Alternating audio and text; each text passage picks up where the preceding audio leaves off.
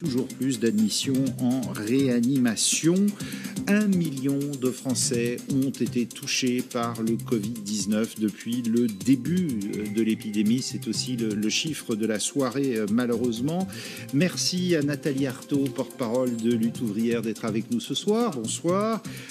Fabienne Keller est également avec nous, députée européenne La République En Marche, sénatrice du Bas-Rhin et vice-présidente d'Agir. Bonsoir. Qui est plutôt classée à droite dans la majorité. Centre droit. Frédéric Descrozaille, député LREM du Val-de-Marne. Bonsoir. Et Gaëtan Dussaucet, vous êtes membre du Conseil national du Rassemblement national. Nathalie Arthaud, d'accord ou pas contre ce couvre-feu? Est-ce qu'il faut d'ores et déjà évaluer la marche d'après, c'est-à-dire un reconfinement peut-être local? Regardez Biarritz pendant qu'on parle, sur les terrasses, les gens n'ont pas toujours des masques, c'est évident. Biarritz qui va se reconfiner maintenant dans 1h40. Nathalie Arthaud. Moi, ce qui me choque, c'est que on est bon pour aller bosser. On est bon pour s'entasser dans le RER, on est bon pour être au coude à coude dans les métros, on est bon pour être des milliers dans les collèges, dans les lycées.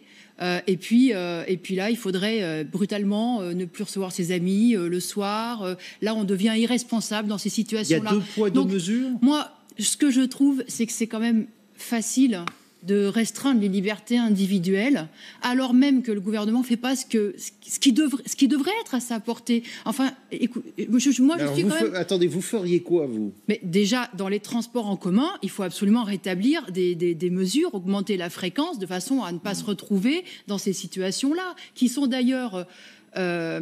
exacerbé là par ce couvre-feu, parce que je voyais un dirigeant d'Europe Écologie Les Verts disait c'est une bétaillère à Covid. Entre 20h et 21h, c'est la catastrophe totale dans les transports depuis ce couvre-feu.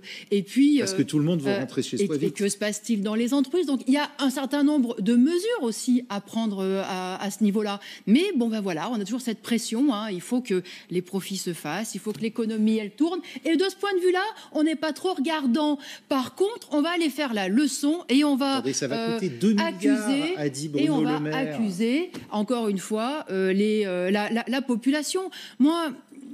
Franchement, ce discours culpabilisant, et y compris cette police qui va traquer celui qui n'est pas rentré chez lui à 21h, je dois dire, franchement, ça me choque. Il y a d'autres choses à faire dans la situation actuelle. Français, oui, et il y a d'autres choses à faire. Il faudrait organiser effectivement là un secours d'urgence dans les hôpitaux. C'est maintenant qu'il faut intervenir. Il faut trouver effectivement, là, il ne faut pas rester les 2 pieds dans le même sabot. Il faut voir comment on pourrait soulager les aides-soignantes, les infirmières, parce que c'est maintenant que ça se pose. Faire appel au privé. Et au lieu de cela, faire appel au privé. Écoutez, faire appel à tous les lits qui peut y avoir, mais bien sûr, il faut laisser personne dehors. Et il faut surtout que ne se reproduise pas ce qui s'est passé pendant le confinement, quand il y a eu des déprogrammations d'intervention. Exactement. Parce que ça a été dramatique. Donc il y a un tas de choses à faire. Et moi, vous savez, ce couvre-feu, je l'appelle le contre-feu. Le contre-feu, c'est-à-dire regardez ceux qui portent pas le masque, regardez ceux qui ne rentrent pas chez eux à 21h, et pendant ce temps-là, ce que l'État devrait faire, on n'en parle pas. Voilà. Aujourd'hui, à Saint-Étienne, on a déjà plus de malades que le maximum des malades du mois de mars. Et on n'est pas au pic de la crise, du pic de cette deuxième vague. Donc notre inquiétude est extrêmement importante. Bon, c'est quand même dramatique ce qu'il dit là, Nathalie Arthaud. Il dit on est même déjà pire que la première vague. Mais c'est ça la question essentielle. Quel est le plan? Quel est le plan là pour les hôpitaux? Et moi, je suis quand même scandalisée que depuis la première vague, il n'y ait pas eu un plan digne de ce nom. Je veux bien qu'on me dise qu'on ne forme pas une infirmière en 6 mois. Je veux bien qu'on me dise qu'on ne forme pas un médecin en 6 mois. D'accord. Mais on peut s'entourer. On peut s'entourer d'aides-soignantes. On peut s'entourer de beaucoup de personnel hospitalier qui manque aussi.